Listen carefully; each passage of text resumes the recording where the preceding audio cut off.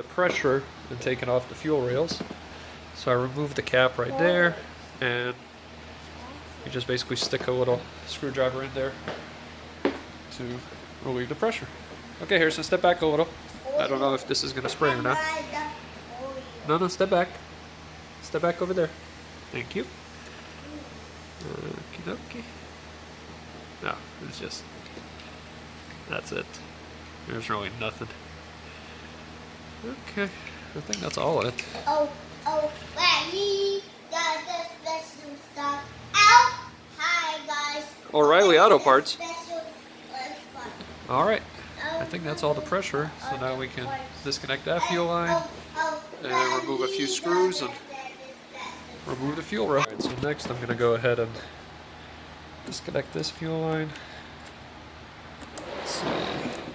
Yep, that's it right there. I'm going to try it off with this tool. If not, I do have the plastic ones as well. See, whichever one works. So it looks pretty simple.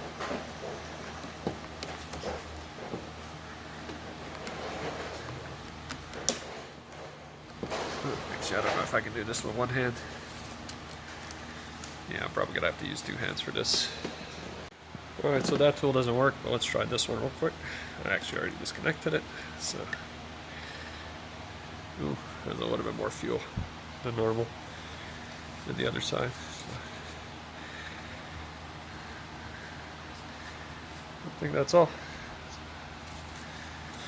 Alright. What it looks like, I think I'm going to have to remove this. And there it comes out. I think the other one is for the mass airflow sensor. Gonna take it out from underneath here. Yep, there it is. So that's that one. It goes underneath that hole. Alright. And looks like the fuel injectors have this little spring. If we push. Again, two-hand job. So let me get these connectors disconnected. Alright, so to disconnect the injectors, you just push on that spring right there. And as you're pushing, you're also pulling on this part to disconnect it. So that's that. I'm gonna go ahead and proceed with the next ones. Alright, got the second one off. There's this line. Also remove this clip right here from inside that one. And I'm gonna have to disconnect this. There it is. Because that's gonna be in the way. And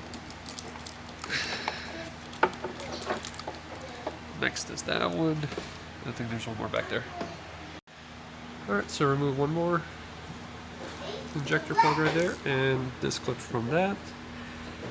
And I think the last one on the driver's side is just this one over here. No, still need two hands. Okay, and the last injector is disconnected. Now I'm just going to repeat the same process over here, and I'll keep you guys informed on everything that I'm doing. Okay, first injector removed.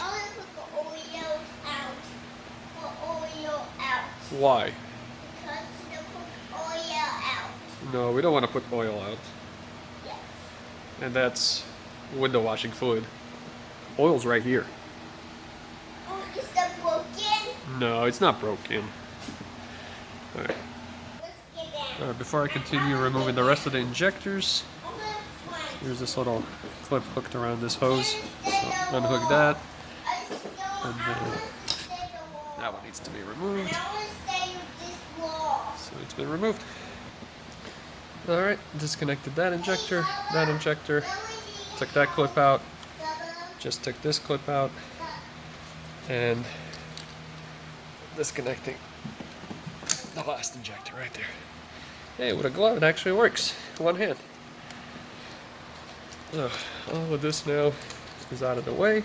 I think we can actually slip it out.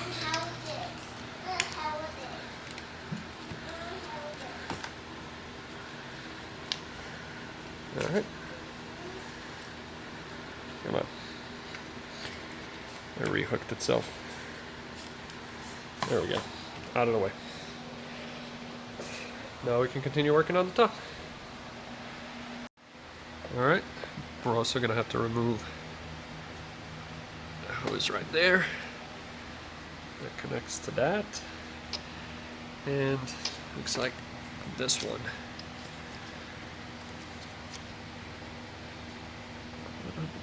Sure. I think that's fine. I don't think we have to disconnect it from the bottom just yet. So we'll just remove it as is. I don't know where that leads to. Goes behind there somewhere. But well, actually, let's see how complicated it is to remove. Yeah, we'll leave it there for right now. Alright. I think we're also going to have to remove these two waterline hoses from the throttle body. So I'm going to go ahead and disconnect that right now and pull them out. Actually, I started removing this one, but I realized I already disconnected it. So there's really no point to remove that one, just that one right there. And I'm actually thinking I'm going to remove it from right there because it looks easier than from right there. Alright, after wrestling with it a little bit, it's off. I just have to grab some pliers, put it on there, move it around a little bit, and it slipped right off.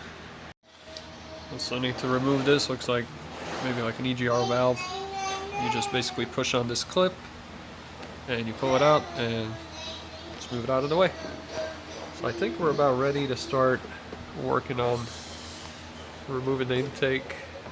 I was looking, I don't know where this hose goes from the brake booster. I may have to disconnect that. So we'll see. Looks like this may cause a little bit of an issue right here. So I'm going to go ahead and disconnect it from there as well and remove this. I think it's just a little clip right there. Yep. And once I get that out, definitely have to use two hands for this one.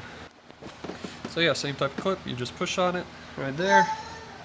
And this one I just stuck a screwdriver all the way. Let's see if I can point to it right there, which caused me to push on that and just slid it out. So now this is out completely. Alright, looking back on this side, I decided to go ahead and remove this hose as well. This is just a 10mm bolt right here. So I already got it loose. I'm just gonna take it out. Let's see if this slides out. Nope.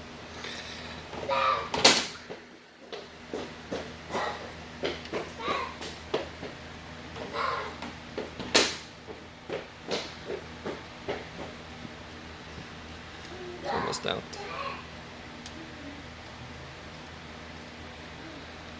There we go.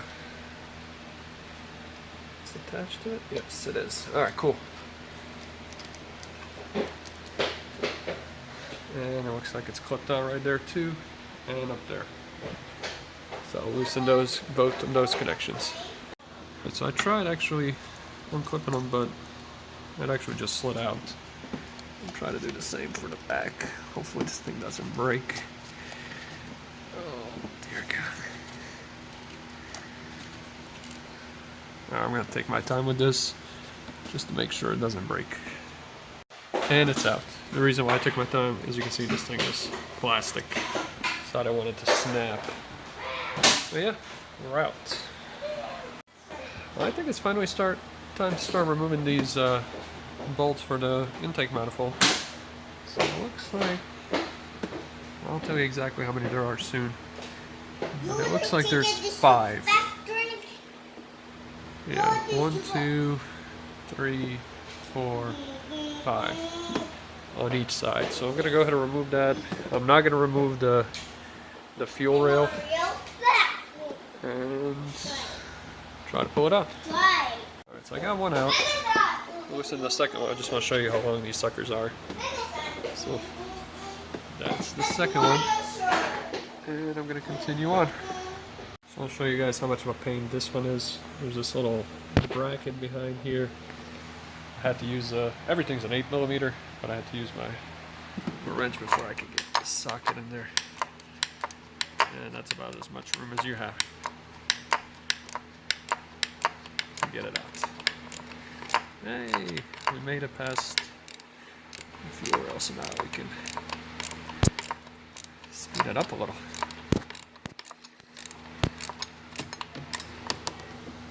And that's how much we released. So this rear one you're actually not going to be able to remove, you can just loosen it because it's hitting this top. And I'm assuming the same thing on the other side. Alright, so the passenger side wasn't too bad at all.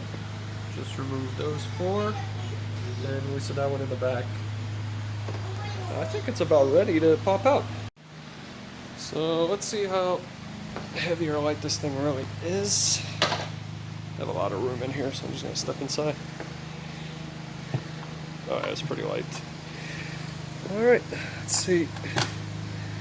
I won't be able to film it, but just imagine me removing all of this and taking it out. So yeah, I look behind here a little bit further. I was able to remove it, just nudge it a little bit, and we are going to have to disconnect that line. And then there's also some kind of connector behind here that we're also going to have to disconnect soon. Alright, so disconnected that, and now hopefully I can just pull it out with the intake. Alright, so disconnected that one, and still one more. I think once I get rid of that one, it's all going to be good. Just kidding. There's this one too. You just pull on it and it pops out. And I hope I can plug all this stuff back in when I'm putting it back. Now that we've almost gotten it out, that right there is connected to that. So, let's remove that clip. And intake is out. Manifold is out, and I cannot believe how dirty this crap really is. Whoa. Look at all that. To really clean that big time.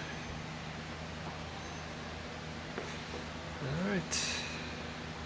I think I'm gonna call it a day for today and just move on with some other stuff tomorrow.